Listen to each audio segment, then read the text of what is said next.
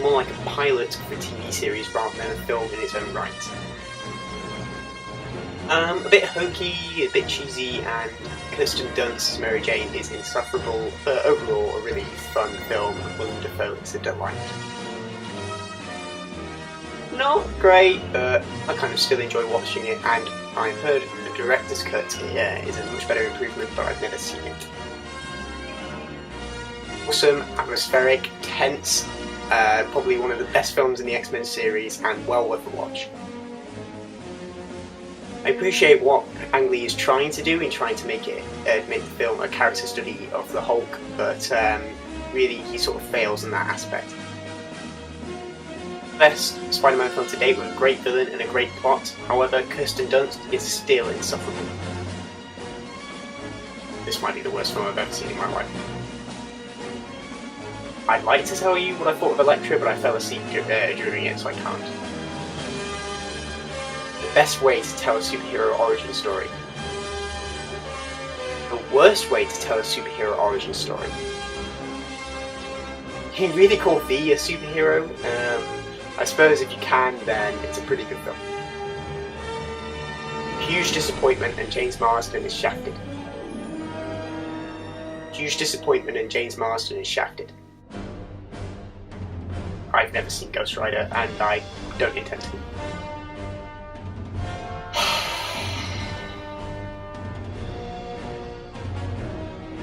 Despite this film actually having a plot, unlike the first one, which didn't, it still manages to be worse than the first one. This is what I'm talking about. Just a solid film all around. Nearly as ambitious as Ang Lee's Hulk in its storytelling, but because of that, it succeeds a lot more at what it's trying to do. Probably the best superhero film to date, but you know that already. A good film, but I'm not sure how much of that is due to Zack Snyder, or just the fact that the original graphic novel is amazing. How could you make a film that's worse than X-Men 3? Kind of a disappointment. It's a bit messy, but you know, I'll put it in over Spider-Man 3. The Asgard stuff is great, the Earth stuff not so much. Overall, a pretty good film. A great but admittedly flawed return of quality to the X-Men franchise. Maybe if the film spent more than 10 minutes on Oa, we might have actually had something.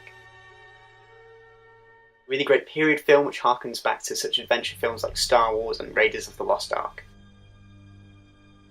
I've not seen this one either. I really don't care about Ghost Rider. I'm sorry. I'm really sorry.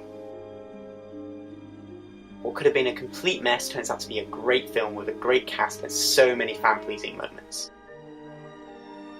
Good cast, and Andrew Garfield is really good as Spider-Man, but the plot leaves a lot to be desired. While admittedly flawed, I think it's a great ending to the Dark Knight trilogy and is well worth another watch. Polarising twists aside, I think it's a really fun film with a great script by Shane Black.